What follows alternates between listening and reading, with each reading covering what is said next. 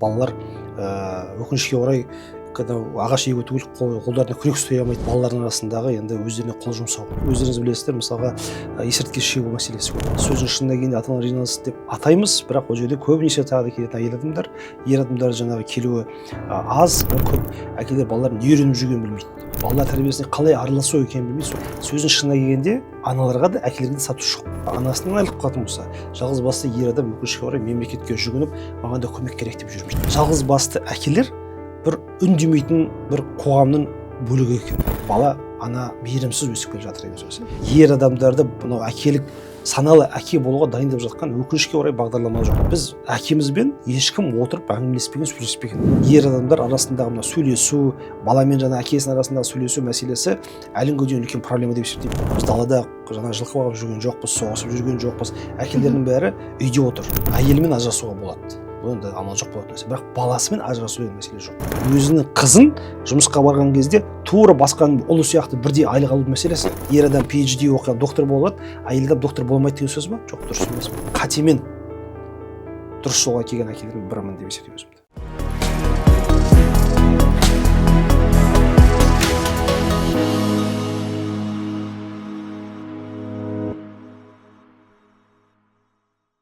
Армысыз құрметті көрермен, бүгін бізде қонақта Әкелер одағы Республикалық қоғамдық бірлестігінің төрағасы Мақсутбек Айтмағамбет. Мақсутбек мырза, бізге Әкелер алаңына қош келдіңіз. Қош көрдік. Әкелер одағы сансыз одақтардан, сансыз бірлестіктерден, ұйымдардан басты айырмасы қандай? Сол сұраққа жауап бере кетсеңіз. Енді өздеріңіз білесіздер, Қазақстанда енді бір мемлекеттік емес осындай ұйымдар негізі көп, бірақ солардың ішінде осы әкеге байланысты әке институтын нығайтуға, әке институтын дамытуға атсалыса жұмыс істеп жүрген енді біз өзіміз жалғыз ұйымбыз. Сондықтан енді біздің ең басты айырмашылығымыз біздің жаңағы осы жұмыстың барлығы осы ер адамға байланысты, әкеге байланысты, әке институтына байланысты. Сондықтан енді жалпы айтқанда арамызда енді көп жерлерде осындай қоғамдық ұйымдардың басы қасында әйел адамдар, қыз келіншектер жүретін болса, біздің арамызда енді барлығы ер адамдар деуге болады. Енді бірден саран қыз келіншектер бар, неге қаржы жағына, заңгерлік жағына енді қатысып отыратын, бірақ енді біздің арамыздағы азаматтардың барлығы осы ер адамдар. Ал жалпы Әкелер одағы қашан құрылды, қашаннан бастап жұмыс істеп келе жатыр? Әкелер одағы 2012 жылы осы Астана қаласында 59-шы мектептің қасында әкелер кеңесі болып құрылған болатын. Бұл одақты құрған азамат өкінішке орай бақилық болып кетті. Қуаныш Матаев деген азамат еді. Осы Астанада балалар оқып жүреді мектепке келген кезде енді байқайтыны көп жерде енді әйел адамдар келеді. Сосын сол мектептің директоры бір күні жаңағы ата-аналарды емес әкелерді шақырады. Әкелерге шақырған себебі де сол жерде осы балалар өкінішке орай ағаш егу түгіл қолдарына күрек ұстай алмайды деген мәселеге өзі көз аударады, әкелерді шақырады. Сол әкелермен жұмыс істеп, әкелер кеңестерін құрамыз деп шешеді. Сол әкелер кеңесі құрылған әкелер кеңестерінен осы 2012 жылдан бастап біз қазірге дейін міне Қазақстан бойынша 11 филиалы бар үлкен республикалық ұйым болдық. Жыл сайын әртүрлі іс-шаралар өткіземіз. Оның барлығы осы жаңағы бала тәрбиесіне байланысты, ер адамдарға байланысты, қыз тәрбиелеп отырғанда, ер бала тәрбиелеп отқан жандарға байланысты. Сондықтан енді біздің ең басты жұмысымыз айтып өткендей жаңағы осы бала тәрбиесіне байланысты. Біз қандай бала тәрбиелейміз, қоғамға қандай балалар келеді, қандай азаматтар келеді, осыған мән беруге тырысамыз. Республикалық деңгейде ұйымдастырған қандай жұмысты алға тартып айтар едіңіз? Енді біз 12 жылдың ішінде істелген шаралар көп. Оның бәрін әрине айта берсе әжептәуір сан алуан. Бірақ ең басты біздің істеп отқан шаралардың бірі бұл енді республикалық әкелер форумы. Өз Қазақстанда жалғыз әкелер форумы. Жыл сайын бұны біз Қазақстанның түпкір-түпкіріне өтуге тырысамыз. Биыл 9-шы республикалық әкелер форумы Қызылорда облысында өтті. Қызылорда облысының жаңағы қолдауымен және де бұны біз Қазақстанның жаңағы мәдениет және ақпарат қолдау министрлігінің қолдауымен және UNFPA деген ұйым бар халықаралық, солармен бірге бірлесіп өткіздік.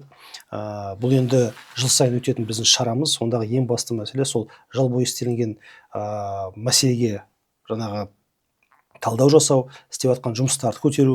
Мысалға айтайық, биыл көтерген ең басты 4 тақырыптың бірі бұл өкінішке орай мынау балалардың арасындағы енді өздеріне қол жұмсау мәселесі. Бұл неден болып жатыр, қалай болып жатыр, балаларымызды қалай сақтап қаламыз деген мақсатпен біз жаңағы соған байланысты бір сессия өткіздік. Одан кейін жаңағы ер бала тәрбиелес мәселесі екінші мәселе болды. Бұл жерде әрине өзіңіз білесіздер, қазір мына әскерге барған балалардың неге қашып жүргені, неге әскерге барғысы келмейтіні, және де жаңағы тағы да болса өзіне қол жұмсау мәселесі бар. Соны да жаңағы талқыладық. Одан да басқа енді жыл сайын көтерілетін мәселелер көп аз емес. Соның бәрін біз өзіміздің арамызда жаңағы талқылаймыз. Одан кейін бүкіл жаңағы осы әкелердің арасында әртүрлі берген ұсыныстардың бәрін жаңағы мемлекеттік органдарға береміз. Мысалға айтайық, көбісін айтып жүргені, өкінішке орай әлемге дейін жаңағы бұқаралық спорт әлі дамымай келе жатыр. Мысалға біз байқаймыз, мына балаларды дамытуға не керек? Қазір спорт керек. Балалардың бәрі қазір интернетте отыр, гаджет қолдарында, спорт барлығына бірдей енді мүмкіндік беріліп жатқан жоқ. Сондықтан біз енді қазіргі кезде осы бұқаралық спортқа мән беруіміз керек дегенді тартып жүрміз. Көп жылдар бойы айтып жүрміз оның бәрін. Бұл тек қана бұқаралық спорт дегенде жаңағы біз кәдімгі үлкен спорт емес, есік алдында спорт болуы мүмкін. Мысалы ауладағы спорт болуы мүмкін, мектептегі спорт болуы мүмкін жаңағы деген сияқты. Және де биыл білесіздер, халықаралық деңгейде біздің жаңағы ұлттық ойындар өтті. Мысалы ұлттық ойындарды қалай мектеп бағдарламасына кіргізсек екен, біздің балаларымыз да соған жаңағы осы ұлттық спортқа жақын болса екен деген жаңағы мәселелер. Осы мәселе төңірегінде біз енді жыл сайын әртүрлі жаңағы осындай форумдар өткіземіз. Жаңа 3 мәселені айтып өттім. Енді 4-ші мәселе бұл енді балалардың жаңағы қауіпсіздігі. Қауіпсіздікті біз өте басқаша қабылдайтын едік. Қауіпсіздіктен енді есік алдына шығып келсе, машина соғып кете ма деген сияқты еді. Қазір енді өкінішке орай өздеріңіз білесіздер, мысалға есірткі шегу мәселесі көп. Одан кейін жаңағы балалардың жеп жатқан тамақтары. Одан кейін жаңағы балалардың арасындағы жас балалардың арасында жаңағы диабеттің жаңағы өсуі. Одан кейін жаңағы балалардың гаджет қолданғаннан кейін мына көз ауруының жаңағы асқынып кеткені. Өкінішке орай оны офтальмологтар айтып отыр.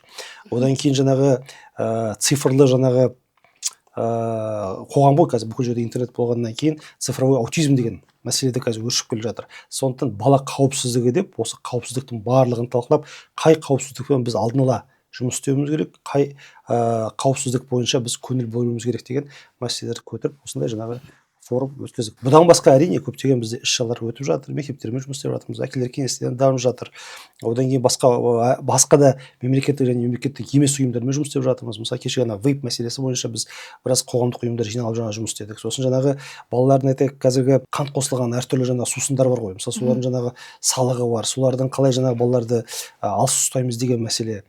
Сол сияқты енді мәселелер көп. Соның барлығын енді біз енді қамтуға әрине тырысып жүрміз, бірақ бір ұйым ғана істейтін шаруа емес.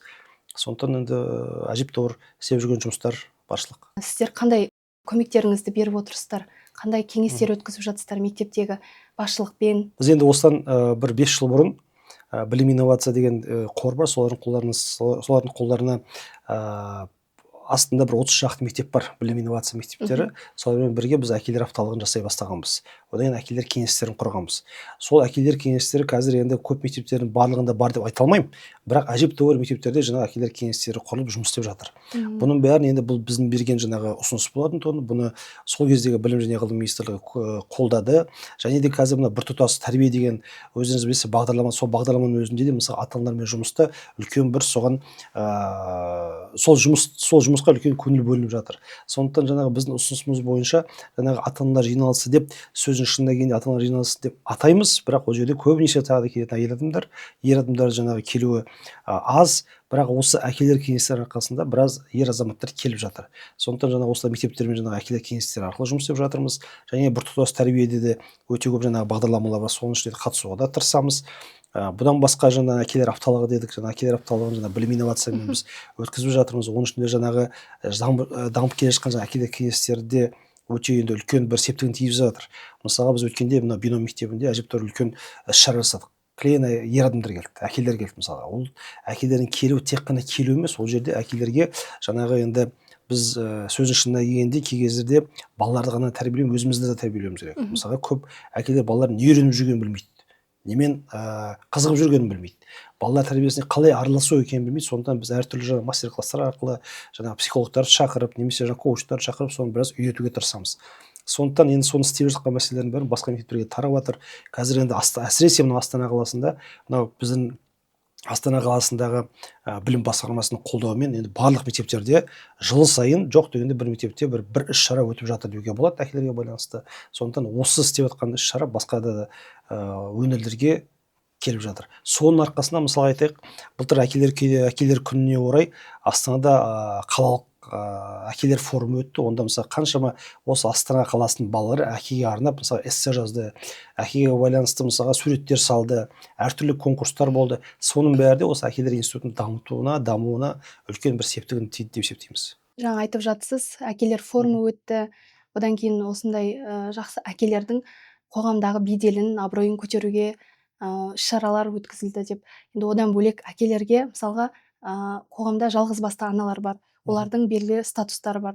Ал жалғыз басты әкелерге көмек беріле ме жалпы? Оларға қолдау көрсетіле ме психологиялық тұрғыда? Енді сұрағыңыз өте дұрыс. Негізі жалғыз басты әкелердің мәселесін көтерген ең бірінші болып осы мәселеге көңіл бөлгізіп жұмыс істеген ұйымдардың бірі тағы да біз едік. Енді сөздің шынына келгенде көрінеді, сіз айтып отырсыз, жалғыз басты аналарға бөлек бір статус бар деп. Сөздің шынына келгенде аналарға да әкелерге де статус жоқ. Бізде тек қана мынау балалар жаңағы бір ата-анамен, не анамен, не әкемен қалған балалардың заң бойынша екеуінің де құқығы бірдей, көмектерде бірдей алады. Сондықтан негізі бұл өкінішке орай қоғамда қалыптасып қалған бір ұғым бар, аналарға бөлек жаңа заң бар. Олай емес. Ол заң бәріне бірдей. Бірақ өкінішке орай жаңа қоғамда өзіңіз білесіз, бұл психологияға байланысты бір нәрсе. Бұл жерде мысалға айтайық, бір үйде әкесі қайтыс болды, немесе әкесіне айырылып қалған бір үйде болатын болса, көбінесе жалғыз басты аналар мемлекеттен көмек сұрап келеді. Мысалы құжаттарын тапсырады деген сияқты ондай бар. Бірақ біздің байқағанымыз, егер мысалы анасынан айырылып қалатын болса, жалғыз басты ер адам өкінішке орай мемлекетке жүгініп, маған да көмек керек деп жүрмейді. Көрдіңіз бе? Мәселе сонда болып тұр. Біз оны да осыдан бір 2-3 жыл бұрын зерттеген болатынбыз. Бұны жаңағы тағы да осы бір ЮНЕФПА деген біріккен ұлттар ұйымының қоғамдағы осы отбасы мәселесімен айналысатын ұйым, солармен бірге біз зерттеу жасаған болатынбыз. Сонда біздің байқағанымыз зерттеу бойынша өкінішке орай жалғыз басты әкелер бір үндемейтін бір қоғамның бөлігі екен. Олар өз проблемасын айтқысы келмейді, өз проблемаларын өздері шешкісі келеді. Олар жаңағы бір ешкімнен намыстанады. Бұл да енді қазақтың қанында бар нәрсе ғой. Біз енді намыс, стереотип қой, қалыптасып қалған. Өзім істеймін, өзім жасаймын дейді. Бірақ енді бұл жерде біздің жаңағы байқағанымыз сондай жалғыз басты әкелермен біз сөйлесеміз, олармен кездесеміз, ол кезде түсіндіруге де тырысамыз. Бұл жерде мемлекеттің беріп жатқан көмегі, бұл жаңағы әкенің өзіне беріп жатқан көмек емес, бұл балаларға беріп жатқан көмек. Мысалға айтайық, енді сөздің шыны, кеше пандемия кезінде мысалы анасынан айырылып қалған отбасылар бар ғой. Мысалға айтайық, ер адам ешқашан үйде көмектеспеген, мысалға ыдысын жумаған, балалардың мысалға айтайық жаңағы кішкентай бала болатын болса, жаңағы анау ползун күйін немесе жаңағы памперсін ауыстырмаған, тамағын жасауды білмейді. Сондай біз жағдайлар көріп отырмыз. Көрдіңіз бе? Мысалы ол кезде не істейді, не қояды? Ол кезде өкінішке орай ер адам өз-өзін жоғалтып алып, кей кездерде бұны депрессияға кетіп қалатындар бар. Өкінішке орай ішкіге беріп кететіндер де бар. Сондықтан бұл жерде дұрыс айтып отырсыз, психологияға көмек беруге тырысамыз, бірақ оны біз емес, біздің арамызда психологтар бар, жұмыс істеп жатқан жаңағы ассоциациялар бар, солар арқылы жаңағы сондай адамдарға көмек беруге тырысамыз. Және де сондай жалғыз басты қалып қойған әкелерді біріктіріп, бір-бірімен таныстырып, аз да болса әркім өз тәжірибесін айтып, бір-біріне көмек жасаса екен деген мақсатпен оларды жаңағы бірлестіруге тырысамыз. Қазақстанда 72 мыңнан астам жалғыз басты әкелер бар. Демек, ол жоқ дегенде бір 100 мыңнан астам бала ана мейірімсіз өсіп келе жатыр деген сөз. Әрине бұл жерде енді біз бұл әдейі бөліп тұрған жоқпыз, жалғыз басты ана, жалғыз басты әке деп. Мәселе бұл жерде не анасыз, не әкесіз қалған балалардың мәселесі. Ана болуға қыз келіншектерді дайындайды, ерте бастан дайындайды. Ана боласың, одан кейін ол бөлек емханаларда дайындық кезеңнен өтеді.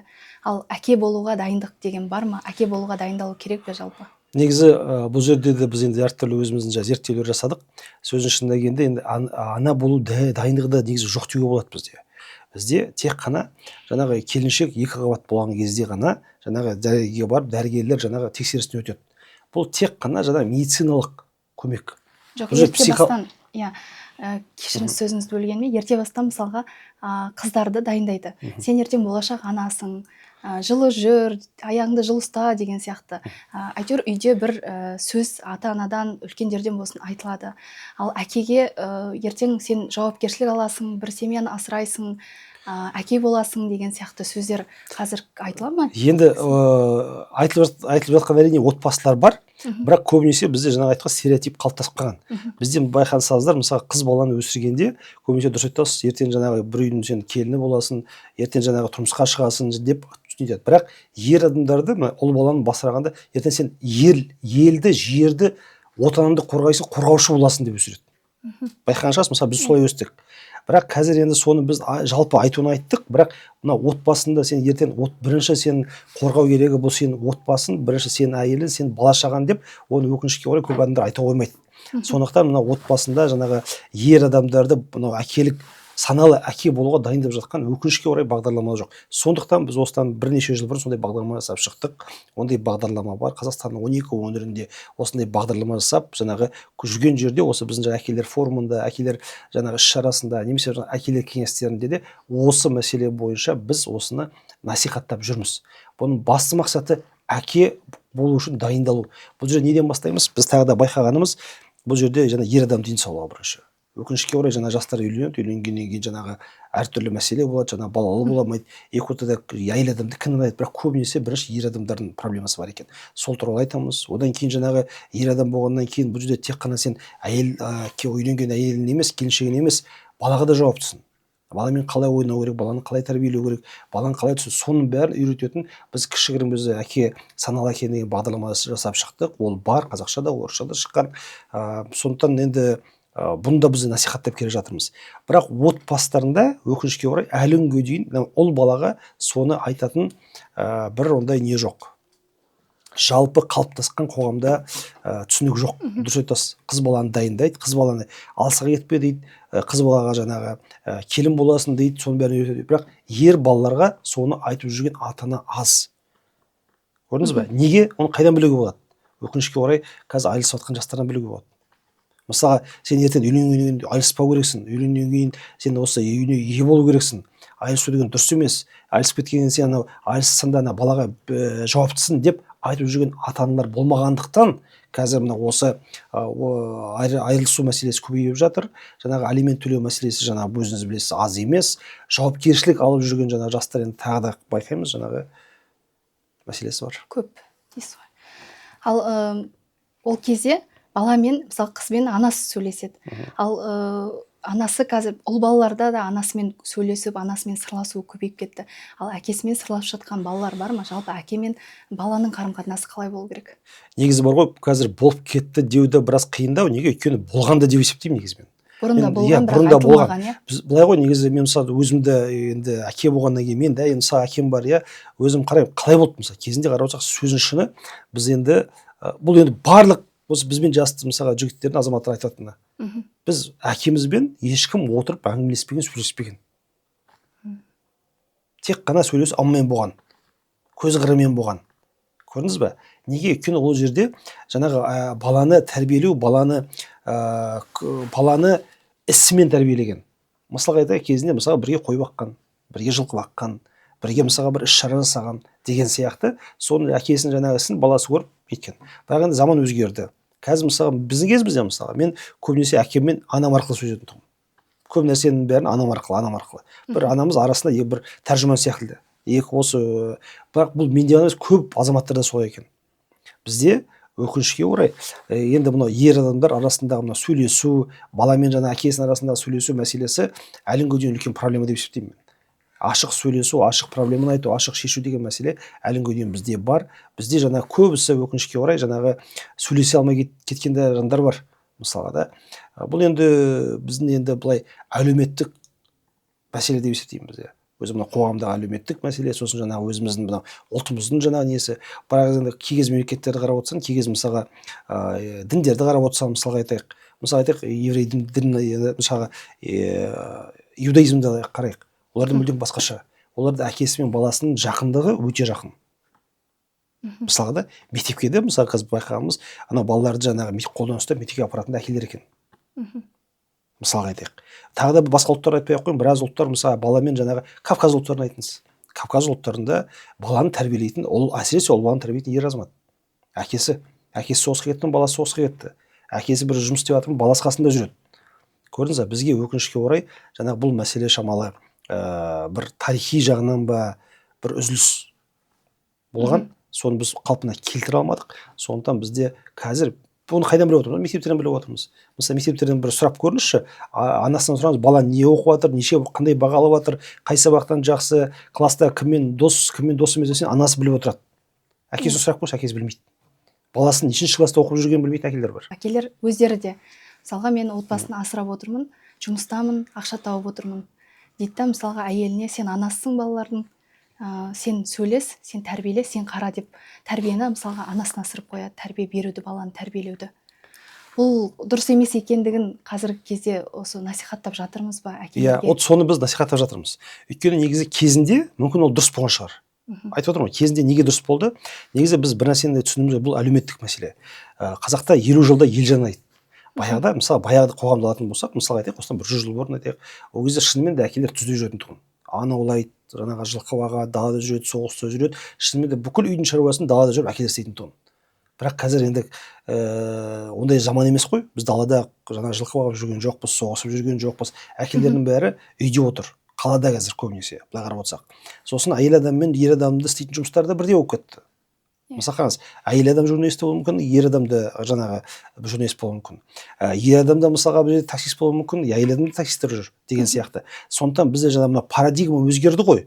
Ол өзгергеннен экономика да өзгерді. Бұның бәрін біз бар ғой, тек қана мына отбасы мәселесін бөлек отбасы саясат деп қарамауымыз керек. Оны біз әлеуметтік жаңағы экономика қалай өзгерді, урбанистика қалай өзгерді, одан кейін жаңағы қоғамдағы мынау балалардың өздері басқа болып кетті қазір. Неге? Өйткені кезінде жаңағы ата-ана ғана тәрбиелейтін болса, мысалға айтайық, осыдан бір менің кезімде бізді сөздің шыны екі тәрбие бар тұғын. Біреуі жаңағы үйдің ішіндегі тәрбие, екінші мектеп тұғын. Ал мектептегі тәрбие бұл мемлекеттің тәрбиесі тұғын. Бұл идеология бар еді. Кеңес үкіметі идеологиясымен тәрбиелейтін тұғын. Қазір енді ондай мектептерде ондай тәрбиені біз алып тастадық. Өйткені жалпы мына бәріміз білетін бір коммунистік партия жоқ. Бәрімізді бірдей тәрбиелейтін бір не жоқ. Әргі мектеп өзінің жаңағы бағдарлама бар әрине, бірақ енді әркім әртүрлі мұғалімге байланысты тәрбиелеп жатыр. Біреулер мүлдем мен тәрбиелеу, мен тек қана білім беремін деген ұйымдар бар. Сондықтан бұл жердегі мәселе бұл жаңағы біз уақытына қарай өзгеруіміз керек. Сондықтан бұл жерде біз тек қана әке жастай айтқандай ақша табам, ақша әкелем, басқа мен шаруам болмасын деген мәселе дұрыс емес. Біз қазірден бастап оны түсіндіруіміз керек, қазірден бастап айтуымыз керек, және де болар жаңағы болашақта әке болам деген азаматтар соны түсіне білу керек. Өйткені бұны қазір түсінбесе, ертең отбасы болған кезде көптеген проблемалар шығады. Сол проблемаларды жаңа мен айтып өттім. Олар қазірдің өзі мысалы көрініп жатыр. Ажырасу мәселесіне келейікші. Ажырасқан кезге дейін, отбасы болып жүрген кезде отбасында бала шағасы, әйелі бір бүтін болып жүреді. Одан кейін ажырасқаннан соң мысалға баланда анасына бәрін ысырып тастайды. Өйткені тіпті алимент төлемесе де мысалы хабарласпай мүлде аты ізін салмайтын жандар бар. Қазір қоғамдағы көтеріліп жүрген көп мәселенің бірі осы алимент мәселесі. Алимент төлемей қашып жүрген ер азаматтарға не айтар едіңіз? Енді бұл жерде айтатын бірақ нәрсе бар.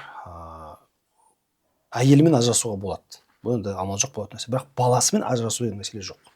Ол мүмкін емес. Сіз енді үйленгеннен кейін, әке болғаннан кейін сол балаға өзіңіздің фамилияңызды беріп отырсыз, тегіңізді беріп отырсыз. Сіздің қаныңыз сол балада, руыңыз сол балада. Бұл деген бұл жауапкершілік. Сондықтан бұл жерден бір ер азаматпын деген адам қашпау керек. Бұл енді бұл кәдімгі жауапкершілігі. Вот соны түсіндіре білуіміз керек. Бұны бірақ түсіндіретін біз емес, бұны түсіндіретін сол ер азаматтың әке-шешесі бірінші. Бұл қоғам түсіндіру керек оны. Жаңа қоғамның өзі, жаңа мен айтып отырмын, кей кезде мемлекетте мұндай мәселе мүлдем жоқ. Мысалы Кавказ ұлттарында мүлдем жоқ нәрсе. Мысалы түркі халқын қараңыз, онда мүлдем оларда жоқ. Өз баласын тастап кеттім, төлемей жүрмін деген мәселе аузына алмайды олар. Бұл кәдімгі бұл намыстың мәселесі. Сондықтан жаңа біз көбінесе өзімізді жаңағы кеудемізден ұрып, қазақпыз, батырмыз, батыр халықтың жаңа ұрпағымыз деп айтамыз да, бірақ ісімізге келгенде теріс нәрселер істеп жатқан жайымыз бар. Сондықтан бұл жерде айтылатын бір нәрсе, үйлендіңіз бе, осы дүниеге бала алып келді, сол балаға міндетті түрде жауапкершілік алу керек. Бұл енді әр ер адамның мойнындағы жаңағы жауапкершілігі. Қазақ қоғамы патриархаттың қоғамы, патриархал қоғам деп айтады. Біздің енді осы орайда елімізде гендерлік теңдік саясаты алға шығып отыр. Дәл осы орайда мынау әке тақырыбын күнтізбеге қоюға, күнтізбенің алғы шебіне қоюға қоғамның көзқарасы қандай? Бірінші жаңа гендерлікті айтып өттіңіз ғой. Бұл жерде тағы да бір мәселе бар. Біз өкінішке орай мына отбасы саясаты мен гендерлік саясатты бірін қосып жүрдік. Меніңше бұл дұрыс емес. гендерлік саясат пен отбасы саясатын негізі бөлу керек. Өйткені екеуі екі нәрсе. Отбасы саясаты деген құндылық туралы нәрсе бұл. Отбасы деген құндылық деген нәрсе.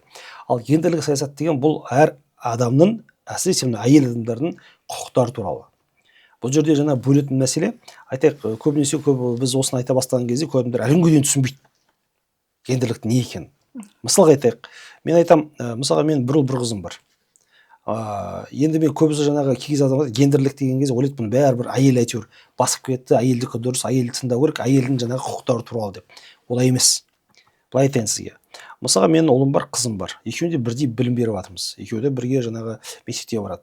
Бір күні мысалға қызым мектепке бітіреді, университет бітіреді, мысалға айтайық. Немесе мысалы университетке оқуға түсейін деп жатыр. Сонымен бірге түсетін ер азамат пен ер жігіт пен қыз баланың екеуінің де құқықтары бірдей болу керек қой, дұрыс қой, иә? Мемлекеттік грант алу үшін. Мынау гендерлік теңдік деген осы. Одан кейін екеуі де оқиды. Мектепте университетте оқып жүрген кезде екеуінің де бағасы бірдей бағалану керек қой. Дұрыс па? Бұл да гендерлік теңдік. Одан кейін екеуі де диплом алады. Ер жігіт та, мысалы қыз балада. Екеуі жұмысқа келгенде екеуі бірдей бір жұмыста, бір жаңағы істеп жатқан шаруа үшін екеуі бірдей айлық алу керек па, бөлек алу керек па? Екі түрлі алу керек па? Бірдей алу керек. Бірдей алу керек. Осы гендерлік теңдік деген. Көрдіңіз ба? Сондықтан мен кей кезде бізде әкелерге түсіндіремін, бұл гендерлік теңдік деген ертең өзінің қызын жұмысқа барған кезде тура басқаның ұлы сияқты бірдей айлық алу мәселесі. Бірдей жаңа жұмысқа тұрудың мәселесі. Бұл жерде мына ер адамның мойнына отырып алу деген мәселе емес. Осыны түсіне білуіміз керек. Сондықтан бұл жердегі мәселе айтып отырған гендерлік пен жаңағы не бөлек мәселе. Ал енді сіз айтып отырғаныңыз қоғам мәселесі деп отқан, енді қоғам дұрыс түсіне білу керек оны. Қоғам әрине дұрыс түсіне білу керек. Қоғамның жаңағы көзқарасы дұрыс болу керек, бірақ ол үшін біз оны насихаттауымыз керек, түсіндіруіміз керек, оның барлығын жаңағы дұрыс жеткізе білуіміз керек. Сонда ғана сол мәселенің жаңағы проблемалары шешіледі деп. Біздің қоғамда бар ғой, мысалға, ер азамат бір саты жоғары болады, әкенің орны төр деген сияқты. Әкеңді тыңда дейді үйдегі балаларға. Бірінші әкеңнен сұрау керек дейді. Яғни ер азаматты бәрібір де біз үстем көреміз. Ал заң бойынша жалпы тең болып тұрмыз. Енді осы тұрғыдан сіз қайсысын ұстануымыз керек деп ойлайсыз? Біз дәстүрді ұстануымыз керек пе, әлде заңды ұстануымыз керек пе? Енді қараңыз, бірінші адамзат пайда болған кезде заң болды ма, бірінші дәстүр болды ма? Бірінші не келді? Мысалы, дәстүр келді. Дәстүр келді. Неге? Өйткені жаңағы ең бірінші жаңағы адам пайда болған кезде бұлар айтқан, отырып алып біз заң жазайық деген жоқ қой. Дұрыс па? Бір ақырын жаңағы дәстүр келді, үйрене бастады. Одан кейін ақырын енді осы қоғам үлкейе бергеннен кейін ақырын жаңағы проблемалар болмау үшін заңдар қабылдады деген сияқты. Бұл жерде ең бірінші әрине біз екі жақты да бірдей ұстауымыз керек. Бізде жаңағы біз енді зайырлы мемлекет болғаннан кейін әрине бізде заңның үстемдігі бар. Бұл болу да керек. Неге? Өйткені біз енді зайырлы қоғам болғаннан кейін, біз енді мемлекет болғаннан кейін, біз енді басқа енді қоғамдардың әртүрлері бар. Кез қоғамдар бар, мемлекетті жоқ, заңды жоқ, дымы да жоқ. Мысалға тек қана жаңағы тайпа болып, мысалға бір Африкада немесе мынау оңтүстік жаңағы Латын Америкада тұрып жатқан бар. Оларға не конституцияның да керегі жоқ, оларға заңдардың да керегі жоқ деген сияқты өздерімен өздері дәстүрлері бар, дәстүрімен сүріп жатыр, бітті. Бірақ біз ондай халық емеспіз ғой. Біздің мемлекетіміз бар, шекарамыз бар, біздің жаңағы дүниежүзі жаңағы Біріккен ұлттар ұйымында жаңағы қабылданған жаңағы біздің территориямыз бар деген сияқты барлығы бар болғаннан кейін, зайырлы мемлекет болғаннан кейін біз міндетті түрде бізде заң үстемдігі болу керек. Бірақ заң үстемдігі деген бұл дәстүрді ұмыту деген сөз емес. Дәстүрді де біз ұстауымыз керек, бірақ дәстүр сол жаңағы заңның шекарасында болу керек. Сондықтан бұл жерде әрине бір саты деген не? Қай жерде бір саты болу? Егер мысалы жаңа айтқандай білім жағынан болатын болса, ер адам бір саты жоғары тұру керек, әйел адам бір саты мысалға кем тұру керек, дұрыс емес. Мысалға айтайық, білім жағынан алатын болсақ, демек мысалға ер адам PhD оқып доктор болады, әйел адам доктор болмайды деген сөз ба? Жоқ, дұрыс емес мысалға. Одан кейін басқа жұмысты айтайық, әйел адам мысалға айтайық бір үлкен компанияның ер адам бір үлкен компанияның жаңағы бірінші президенті болады, әйел адам бола алмайды деген, ол да дұрыс емес. Көрдіңіз ба? Бұл жердегі мәселе, дәстүр деген негізі бұл үй ішіндегі мәселе. Үй ішіндегі. Мысалға айтайық, бізде енді сіз жаңа айтқандай, бұл жерде дәстүр деген дін де бар ішінде. Дұрыс қой, бұны дінді алып тастай алмаймыз. Мысалға айтайық, бізде қаласа төр деген жер бар. Төрге кімді отырғызады? Ер адамды отырғызады. Ақсақалды отырғызады. Көрдіңіз ба? Бізде енді бұл дәстүр. ол дәстүрге біз бағынуымыз керек. Біз отырып алып мысалы үлкен жаңағы ақсақалдар, ақсақалдың мысалы әйел адамға қолданатын сөзі бар ма қазақта? Ақ жаулықты ана дейміз мысалға, иә. Әрине ол жерде бір жастар отырса, әрине ақ жаулықты ана деп ақ жаулықты ананы қосады. Бірақ бізде ер адам мысалы бірінші рет ол жағын. Ер адам келгенде де ер адамның арасында да несі бар ғой бізде өзінің. Аралас ақсақалы бар деген сияқты, беделді адамдары бар, жаңағы ауылды билеп отқан жаңағы жандар бар деген сияқты. Бұны әрине біз дәстүрді ұмытпауымыз, дәстүрді сыйлауымыз керек. Бірақ дәстүр мынау заңды немесе әртүрлі бір қоғамның қалыптасып қалған қазіргі бір күнгі күннің жаңағы мәселелерін басып өтпеу керек. Өйткені қазір мысалы байқап отырсыздар, кейбір мысалы араб мемлекеттерінде болсын, басқа мемлекеттерде болсын, бұлар дәстүрді жамылып алып, заңды өзгертіп, өздеріне пайдалы қылып, жаңағы көп нәрсені өзгертіп алған. Мысалы айтайық, Ауғанстанды айтайық. Көрдіңіз бе? Мысалы жаңағы дәстүрді жамылып алып, мысалы әйел адамдарға мысалы қазір оқытпай жатыр, үстеріне жаңағы киімдерді кигізіп жатыр, одан кейін мүмкіндік бермей жатыр. Бұның бәрі дұрыс емес. Менің ойымша. Неге? Өйткені бұның барлығы ешқандай қоғамның дамуына алып келмейді. Біз соны түсінуіміз керек. Ал негізі менің ұстанымым жаңа алаштықтар. Мысалы өздеріңіз білесіз, мысалы алашордалықтар қалай не деп еді? Бұл жерде әрине бұлар заңға бағынды, әрине дәстүрді сыйлау керек деді, әрине технократ болу керек, әрине әйел адамға білім беру керек деді. Сондықтан біздің қазақ халқының ұстанымы, менің ойымша ең дұрысы қазір осы мына біздің алашордалықтардың жаңағы айтып кеткені, жазып кеткені және насихаттаған жаңағы заттары. Сұрағым мынандайдан шығып жатыр да. Қазіргі отбасында, барлығы отбасынан басталады ғой. Отбасында ер азаматпен енді қазір әйел адам тең, қоғамда теңдік, ер мен әйелдің орны бірдей болу керек. Сол үшін де тамақты кезектесіп жасауымыз керек. Ол енді басқа мәселе, мен түсіндім. Мен айтып отырмын, бұл жаңа гендерлік деген мәселе шамалы басқа. Бұл жерде былай, енді былай келейік. Әрине түсінікті, бұл жерде енді ешкім бұл жерде бітті, сендер үйді кезек-кезек жинаңдар, тамақты кезек-кезек істеңдер, үйдің жаңағы қойды кезек-кезек сойыңдар, немесе жаңағы кезек-кезек жаңағы балаларды мектепке алыңдар деген мәселе емес. Бұл жерде былай болу керек. Егер мысалы айтайық, қазіргі айтып қоғам өзгерді ғой. Қоғам өзгерді, жаңағы халықтың көбісі қалада тұрады деген сияқты. Бұл жерде ер адам, мысалы айтайық, аз да болса әйел адамға көмектескені дұрыс. Неге? Өйткені бұл жерде мәселе отбасын сақтап қалу. Мысалы айтайық, әйел адам бәрін істейді деп сіз әйел адамға жүктеп қойсаңыз, мысалы айтайық, біз Астанада қазір тұрамыз, әйел адам балалар таңертең дайындайды екен, мектепке апарады екен, мектептен алып келеді екен, одан кейін тамағын жасайды, кешке тамағы бар, өзінің жұмысы бар, бәрін істеп қойсаңыздар, ер адам онда не істейді? Көбінесе даже сол істеп жатқан кейбір әйелдер де жұмыс соны істеп отырып, сондай күйеуінің алып жатқан жалақысын алып жатқан әйелдер де бар. Сондықтан бұл жерде әрине бөлісіп көмектескен дұрыс. Біз осы айтып отырмыз, әр жыл сайын форум өткіземіз. Осыдан бір 2 жыл бұрын Шымкент қаласында өткізген республикалық форумда дін және отбасы деген сессия жасадық. Сонда біздің жаңағы мүфтияттың найып жаңағы мүфтидің орынбасары келді, қатысты. Ершат Оңғар деген ағамыз. Сол кісі өте көп жақсы нәрселер айтты. Мысалы көбінесе бізде ойлайды ғой, мына бізде жаңағы ер адам бір саты жоғары тұрады, әйел адам бәрі істейді. Жоқ, ол кісі айтты. Ол кісі жаңағы осы ақылсыз сөйлесіп отқан кезде бір осындай бір мен өзімді алғашқы естігенім, Мұхаммед пайғамбар алейхиссалам өзі де кейде өз заттарын өзі жуған екен. Көрдіңіз бе? Әйелінің жаңағы қолы босамаса, мүмкіндігі болмаса, өз шаруасын өзі істеген деген, мысалға сонымен осы форумда естіп бірінші рет жаңағы мен таңғалдым. Көрдіңіз бе? Ол деген сөз біз көбінесе мына ер адамдар көп нәрсені өзімізге алып алғанбызда бәрін әйел істейді, ол дұрыс емес. Сондықтан бұл жерде біз кей нәрсені бөліп істесе де ештеңесі жоқ. Мысалы айтайық, өзбек халқын алыңыз, палауды жиын жақсы басатын кімдер? Ер адамдар. Не істеп кетті олар? Ештемесі кеткен жоқ мысалға. Бізде де мысалға жақсы ер адамдарымыз қаншама жақсы мықты поварлар шығады. Ер адам бізде бар оның бәрін. Енді әрине бұл жерде әйелдің шаруасын істе деген мәселе емес. Бірақ мүмкіндік болғанша көмектескен дұрыс, мүмкіндік болғанша жаңағы бірлесіп істеген дұрыс. Өйткені бұл енді өз үй шаруашылығы, бұлар балаға байланысты мәселе. Тек қана жаңағы әйел адам сен ғана сабақ ал емес, сабақ оқы, тек қана сен жаңағы базардан заттарды алып кел, тек қана сен істе деген мәселе ол дұрыс емес. Мысалға неге оны айтып отырмын? Мен айтқан себебім, бұл жерде мен өз әйелімді жақтап отқан жоқпын. Мен өзім қызымның болашағын ойлап отырмын. Ертең мысалы қызым тұрмысқа шығып, бүкіл шаруаны мойнына іліп қойса қалай болады? Сондықтан әр ер адам, ер азамат солай ойлау керек. Ертең менің қарындасымды осында біреу мойнына бүкіл шаруаны жүктеп қойса, мен жаңағы қызымның мойнына жүктеп қойса қалай болады деген. Сондай өкінішке орай кей кезде мынау айырылысу мәселесі де содан болып жатқанды біз көріп отырмыз. Жаңа өзіңіз айттыңыз, бір ұл бір қызым бар деп.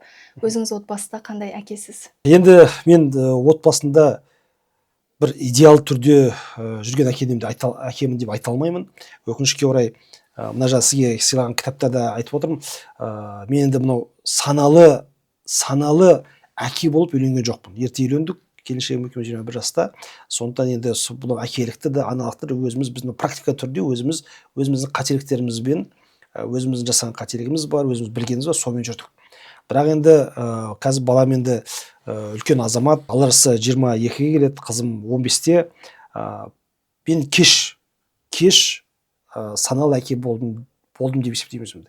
Неге? Өйткені көп нәрсені мен кеш білдім, кеш түсіндірдім. Мен енді мынау қазіргі нағыз осы біздің қазіргі қоғамдағы әкелер сияқты, азаматтар сияқты мен де сол ойлайтын тұғым. Көп нәрсені әйел істейді, мынау әйелдікі деп ойлайтын азаматтардың бірі де мен едім. Ер адам тек жұмыс істейді, ақша әкеледі, жағдайын жасап береді, қалған бәрі әйелім мойнында деп жүрген азаматтардың бірі өзі тұғым. Бірақ осы мынау әкелер мәселесін жаңа зерттей келе, әкелер одағына қосылғаннан кейін, одан кейін көп нәрселерге өзім көзім жеткеннен кейін мен енді қазір мүлдем өзгердім ол жағынан.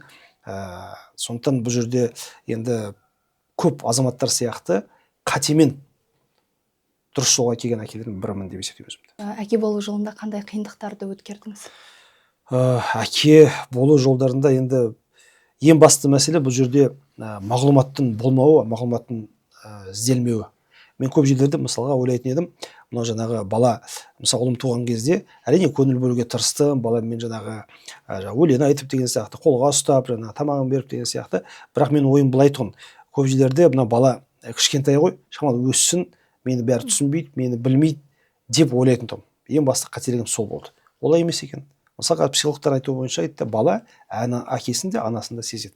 Ана әкесін де баласын да біледі. Әкесі неғұрлым көбірек жаңағы баланы кішкентай кезінен қолына алып көтеретін болса, жаңағы неғұрлым жаңағы төсіне жақын ұстайтын болса, баланың жаңағы эмоционалды жаңағы несі де өзі мықты болады екен. Байланысы жаңағы өзі байланысы мықты болады, өзін жақсы ұстайды. Бала да мысалы әкесімен ойнаған баланың да өзінің жаңағы болмысы да басқа екен.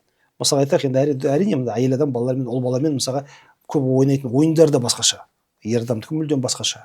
Сондықтан әрине бұл жерде қателіктер жаңағы балалармен уақытында ойнамау, уақытында жаңағы көңіл бөлмеу және балалармен қарым-қатынасты өкінішке орай бізде жаңағы не университетте, не немесе мына қоғамда үйретпеуі, және біздің де осыған көңіл бөліп үйренбеуіміз. Сондықтан жаңағы қиыншылық осы білмегендіктен болды деп есептеймін. Қазіргі кездегі жастардың көзқарасы да басқаша, ойлары да басқаша. Сіз балаларыңыздың көзқарасына, мінез-құлқына қалай ықпал ете алдыңыз? Енді бұл жерде ықпал ету үшін әке де, ана да балаларға беделді болу керек, қызық болу керек. Мен енді кейбір жерлерде әрине ықпалды бола алған жерлерім бар, ықпалды бола алмаған жерлерім де бар. Бұл жерде әрине біз жаңағы бағана айтып отырмын ғой, кезінде мысалы біз оқыған кезде, біздің кезімізде бір мұғалім бар, одан кейін жаңағы бір кітап бар, жаңағы бір ғана біз мағлұмат алатын едік. Қазір олай емес. Қазір мұғалімін да бар, кітаптарын да бар, интернет бар. Интернет деген бұл жерде миллиондаған кітап, миллиондаған мұғалім, миллиондаған информация, мағлұмат. Сондықтан бұл жерде біз енді тек қана балалардың бізден емес, басқа да ресурстардан жаңағы әртүрлі нәрселерді біліп өсіп келе жатқанымызды көріп отырмыз. Сондықтан және бұл жерде ықпал жасау үшін, ықпалды болу үшін біз жаңағы сол алған ресурстардағы мағлұматты біз де білуіміз керек. Біз одан да мықты мағлұмат беруіміз керек, және де дәлелді түрде айтуымыз керек. Өйткені көп жерлерде біз байқаймыз, мысалы қазір енді ұлымның кезінде интернет енді өте үлкен бір кеңістігі болған жоқ, бірақ енді қызымның кезінде қазір байқап отырғаным, әр айтылған нәрсе мысалы қызым интернет арқылы іздеп отырады, тексеріп отырады. Егер бір жерден шатас білмей отырсам, бала байқап болады, әке мына білмейді екенсің, мына жерде дұрыс деген сияқты. Сондықтан жаңағы ықпал бұл жаңағы біліп отқан жаңағы мағлұматқа байланысты, білімге байланысты. Сондықтан бұл жерде мен енді баламның не істеп жүргенін, не оқып жүргенін, немен қызығып жүргенін мен міндетті түрде мысалы білгім келеді, үйренгім келеді. Мысалы айтайық, менің қызым әртүрлі мысалы тастар жинағанды жақсы көреді. Тастардың неше түрлі түрлерін біледі. Өкінішке орай олардың жөнді түрлерін білмеймін.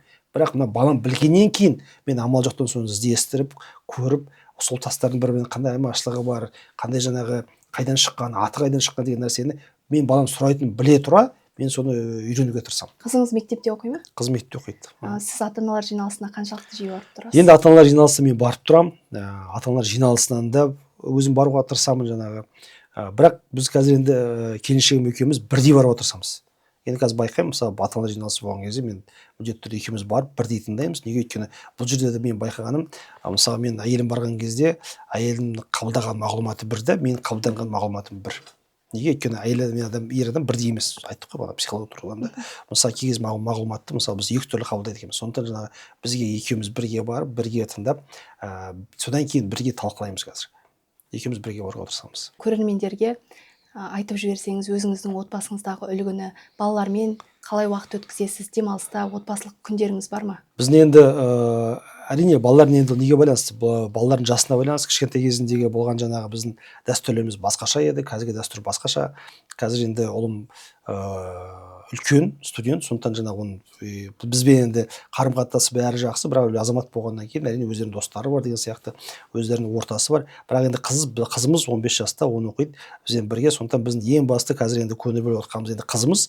Сондықтан жаңағы қызымыздың не жақсы көреді, немен айналысады, соған байланысты бізді сол баланың қызыққан дәстүріне бізді сол дәстүрді өзімізге ақырын сіңіріп келе жатырмыз.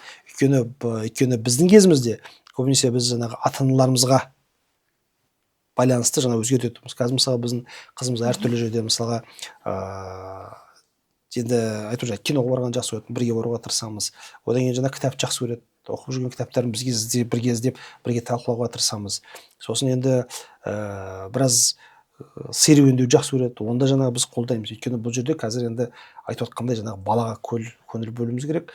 Сондықтан жаңағы ең басты біздің жаңағы еліміз екеуміз түсінгеніміз, балаға тек қана баланы тыңдау ғана емес, баланы түсіне білуіміз керек. Әсіресе қазір, өйткені айтып отырмын, жаңағы қазірдің балалардың алып отқан мағлұматы тек қана бізден беріп отқан мағлұмат емес, бүкіл интернеттен беріп отқан мағлұмат. Сондықтан жаңағы балалардікі дұрыс емес болса да, қате болса да, тыңдаған дұрыс, ұрыспай, айқайласпай, баланы білген дұрыс, сосын өзіңізге үйренген дұрыс, содан кейін бірге талқылап түсіндіре білген дұрыс. Өйткені біз қазір балаларға жоқ, сенікі дұрыс емес, менің кезімде бұлай еді, тура осылай істеу керексің. Немесе жаңағы бұны оқыма, мынаны оқы, мысалға мұғалім болмай инженер бол деп қазір айтатын кез емес. Балалармен жаңағы біз міндетті түрде жаңағы сөйлесіп, балалардың жаңа айтқанын тыңдап, балалармен қазір біз санасуымыз керек. Қазір балаларымыз айтып отырмыз, алып отқан мағлұматтары жан-жақты, тек қана біздің беріп отқан мағлұматымыз емес. Яғни ата-аналар балалардың көзқарасына қарай бейімделу керек, қазіргі заманға қарай білімдерін арттырып отыру керек дейсіз. Иә, өйткені айтып отырмын, қазір енді былай қарап отырсаңыздар, балалардың біліп отқаны біздің әйтеуір мектепте көріп отқанымыз. Бұны мұғалімдер де айтып жатыр. Балалардың қазір білетін мағлұматы кем емес. Ата-анадан да, балалардан да, жаңағы мұғалімдерден де кем емес. Олар жаңағы біліп отқан жаңа айтып отырмын, көп жерлерде. Сосын енді сөздің шыны балалар, әсіресе жасөспірім балалар мына мағлұматты тез қабылдайды. Тез үйренеді. Және де бұны қайдан білуге болады? Мысалы айтайық, бір кішкентай бір бала, 2-3 жастағы балаға бір нені беріп қойыңызшы, мысалы айфонды немесе жаңағы iPad немесе басқа нәрсені беріп отырсаңыздар, бұның бәрін тез қолданып отыр, тез үйренеді. Үлкен адам тез үйрене алмайды. Мысалы айтайық, жаңағы телефонда да байқап қарасаңыздар, балалардың қазір орташа есеп өткенде бір эксперимент жасадық. Мысалға 40 жастағы адам мен мысалға 10 жастағы баланы екеуіне телефон беріп қойсақ, 10 жастағы бала телефонның жоқ дегенде бір 7, 8, 12%-ға дейін жаңағы бүкіл жаңағы функциясын қолданады. 40 жастағы адам әр кетсе бір 3-4% функциясын қолданады.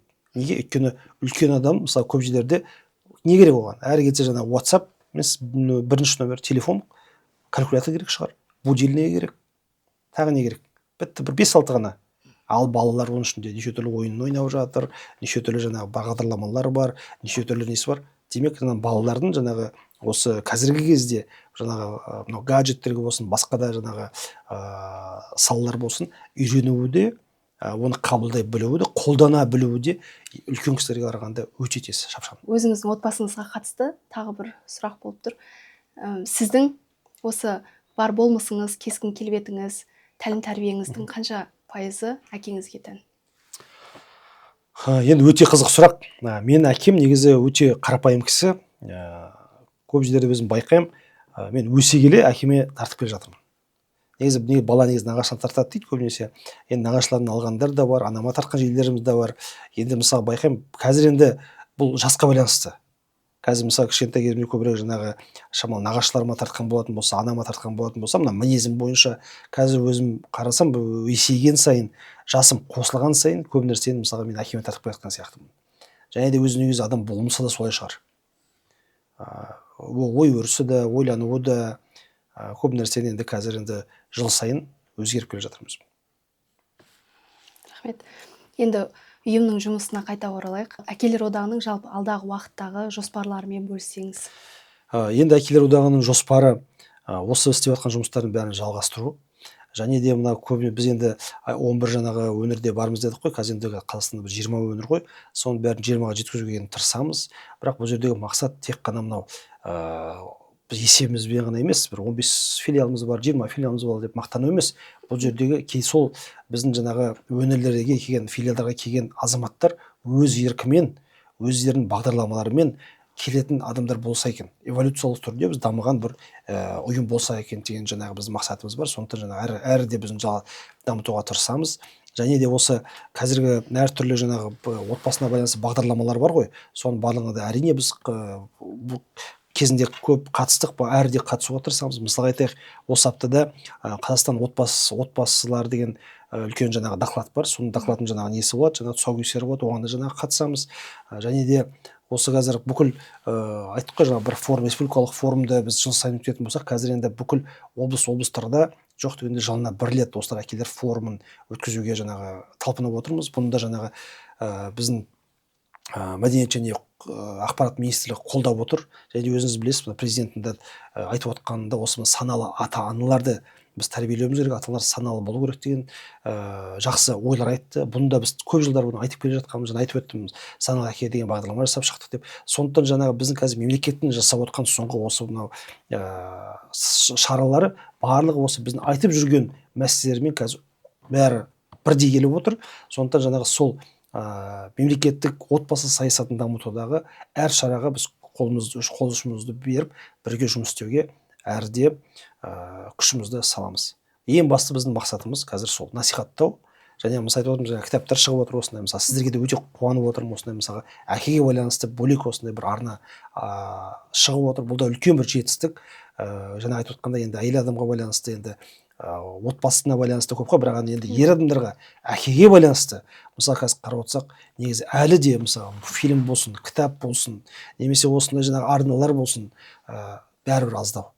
Сондықтан біз енді бұл жерде жаңағы әкенің рөлі, әкенің жаңағы келбеті, әкенің жаңағы жауапкершілігі туралы көптеген істейтін жұмыстарымыз көп. Оны бірлесе отырып қана істей аламыз. Ал әкелер одағына мемлекет тарапынан, демеушілер тарапынан қолдау жеткілікті ме қазіргі таңда? Енді біздегі әкелер одағында істеп жүрген азаматтардың барлығы өз істері бар адамдар. Мысалы айтайық, біреу ішінде дәрігер болатын болса, біреу инженер, біреу жаңағы жоғары білім саласында жұмыс істеп жатыр. Сондықтан бұл бізге қосымша жұмыс. Бұл енді мемлекеттік емес, коммерциялық емес бір ұйым болғаннан кейін, бұл енді қолымыздан келгенше істеп жатырмыз. Бірақ бағана айтып өттік, мысалға бізді әкелер форумын жыл сайын бізге қолдап отырған жаңағы біздің мәдениет және ақпарат министрлігі бар, жыл сайын қолдап отыр. Олардың жаңағы отбасы және жастар комитетімен бірге қойынға отырып жыл сайын жұмыс істейміз. Және де Біріккен ұлттар ұйымының жаңағы отбасын жаңағы бойынша жұмыс істейтін қоғамдық қор бар. Олар да бізде жыл сайын жаңағы осы қаржылай көмектесіп отыр. Бұдан басқа бізде енді әжептәуір біздің жаңағы әртүрлі ұйымдар бар, ағаларымыз бар. Осы салаға да өткен іс-шараға көмектесіп жүрген, мысалға кітап шығару болсын, одан кейін жаңағы әртүрлі іс-шаралар өткізу болсын, көмектесіп жүрген біраз кәсіпкер ағаларымыз бар. Енді қолдау жоқ емес, бар, жеткілікті. Бізге тек керегі бұл жерде мәселе қаржыда емес. Мәселе әр адамның өзінің уақытымен келуі. Кей кездерде бар ғой, ақшадан бөлек бір адамның келіп форумға қатысуы, немесе келіп жаңағы осындай жаңағы әртүрлі бір идеяларға қолдау білдіруі маңызды деп есептеймін. Өйткені бұл жерде біз жаңағы қоғамда өз әр әкенің қолдауын сезінуіміз керек. Мысалға айтайық, мына жерде 30 әке бар, 30 әкенің ішінде мемлекеттік қайраткерлер бар. Мысалға Ерлан Карим мырза бар, мысалға Асхат Аймағамбетов мырза бар, Саясат Нұрбек мырза бар деген сияқты сол кісілердің мысалға өздерінің отбасы туралы, балалары туралы айтқан жаңағы өздерінің жаңағы әртүрлі жаңағы пікірлері осы әкелер институтының дамуына үлкен септігін тигізеді деп мен ойлаймын. Өйткені бұның бәрі өте маңызды. Өкінішке орай жаңағы бізде көп жылдар бұрын кеңес үкіметінің бір қалыптасып қалған отбасын көрсетпеу, әйелін көрсетпеу, тек қана өзі жүреді деген мәселе бар еді ғой. Соның бәрі қазір сол стереотипті қазір сынып келе жатыр. Біздің байқағанымыз жаңағы тек қана жаңағы осы мемлекеттік қызметте ғана емес, мына қоғамда да көптеген жаңағы ер адамдар өздерінің отбасын көрсетіп, отбасындағы рөлін көрсетіп, балаларымен жұмыс істеп жатқанын көрсетіп, соның бәрін жаңағы ортаға салып, осының бәрін жаңағы үлгі ретінде көрсетуінің өзі үлкен септігін тигізіп жатыр. Одақ жалпы барлық әкелердің одағына қашан айналады деп ойлайсыз? Енді бұл мүмкін жағдай емес. Бұл енді қоғамдық ұйым болғаннан кейін біз бүкіл әкелердің бәрін қоса алмаймыз. Бұған мақсатымыз да жоқ ондай біздің. Біздің ең басты жаңа айтып отырмын, біздің мақсатымыз осы қоғамдағы әкелер мәселелерін көтеру. Бұның үшін насихат. Әке деген кезде бұл тек қана жаңағы толық отбасы деп айтады да, солар ғана айтамыз. Бірақ біз енді байқап отырмыз, толық емес, әртүрлі отбасылар бар. Мысалы айтайық, жалғыз басты жаңағы оларды айттық, жалғыз басты әкелерді айттық. Айырылысып жүрген әкелер де бар. Оның ішінде өте мықты әкелер де бар. Айырылысып кетсе де балалардың жағдайын жасап отқан әкелер бар, солар туралы айтқымыз келеді. Одан кейін жаңағы жас әкелер бар бізде мықты. Одан кейін жаңағы аталы болған, аталы әке болып жүрген үлкен аталарымыз бар, ақсақалдар бар деген сияқты. Бұл жердегі біздің неміз, жаңағы жұмыс насихат, осы насихатты ары қарай жалғастыру, және мына біздің ортада, біздің халқымыздың арасында осы айырылысу деген мәселені енді бұл шешілетін, бұл айырылыспайды, бәрі бірдей болады деген мәселе емес. Бұл енді адам болғаннан кейін әртүрлі мәселе болады, бірақ соның санын азайту, отбасын мықты қылу, отбасындағы әкелердің жаңа жауапкершілігін көтеру. Неге? Өйткені отбасында мықты болған әке, отбасында жауапты болған әке, ертең ол тек қана отбасына ғана емес, қоғамға да жауапты болады. Ол ертең мемлекетке де жауапты болады. Сондықтан бұл жердегі ең басты мәселе жаңағы осы отбасы мәселесінде әкелер институтын нығайту, әкелердің жауапкершілігін жаңағы көтеру. Бұл жерде енді әкелердің барлығы қосыла ма, қосылмай ма, бұл маңызды емес. Бұл жердегі мәселе сол мәселені әр әке біліп жүріп, соны жаңағы соған сай болатын болса, бізге жеткілікті деп ойлаймын. Мынау сұрақ қойылмай қалды, мынандай нәрсені айтар едім деген сияқты ойыңыз бар ма? Енді біраз сұрақтар қойылған сияқты. Біздің енді қосатын тек қана бір нәрсе, отбасы, әр отбасы Қазақстандағы әр шаңырақ саналы түрде көтерілсе екен деген біздің өзіміздің жаңағы бір ұстанымымыз бар. Бұл енді бұл жерде айтылып жатқан мәселе үй болғаннан кейін бұл екі адамның ғана мәселесі емес. Екі адам ғана қосылады, екі адам ғана отбасы болады деген мәселе емес. Бұл жерде екі адам болғаннан кейін екі бас бар жерде үш бас бар, бұл жерде төртеу бар деген сияқты. Сондықтан бұл жерде екі адам өздерін ғана ойламай, балаларды ойлаған дұрыс деп санаймын. Сондықтан екі адам қосылған кезде ертең арада тағы балалар болады, олардың да өмірі бар. Әр адамның өмірі қалай басталады, ол солай жалғасады. Соны біліп үйленсе екен, отбасын біліп құрса екен. Өйткені өкінішке орай, жаңағы айтып өттік, Қазақстанда енді бас аяғы енді 1 миллионға дейін бала өкінішке орай не анасының, не әкесінің мейірімін, махаббатын көрмей өсіп келе жатыр. 1 миллион деген бұл үлкен, 20 миллиондық халық үшін 1 миллион бала деген бұл үлкен цифра. Кейбір мемлекетте қарап отырсаңдар, кейбір халықтардың өздері миллионға жетпейді. Ал бізде 1 миллионға дейін бала, айтып отқандай жаңағы не әкенің, не ананың мейірімсіз, махаббатсыз өсіп келе жатыр. Сондай болмау үшін осы мәселені мемлекет болып, қоғамдық ұйымдар болып, әр азамат бірлесіп шешуге тырысуымыз керек. Рахмет аға. Осындай жауапкершілігі өте үлкен мәселені қозғап, оны халыққа үндеп жатқаныңыз үшін жұмыстарыңыз алға баса берсін. Одақтың жұмысына тек қана сәттілік, алда бірлесіп жұмыс жасай берейік. Рахмет, сіздерге рахмет. Сіздерге де тек қана үлкен табыстар тілеймін. Құтты болсын. Рахмет. Құрметті көрермен, осымен біздің сұхбатымыз тәмам. Егер сұхбатымыз ұнаған болса, лайк басып пікір қалдыруды ұмытпаңыздар.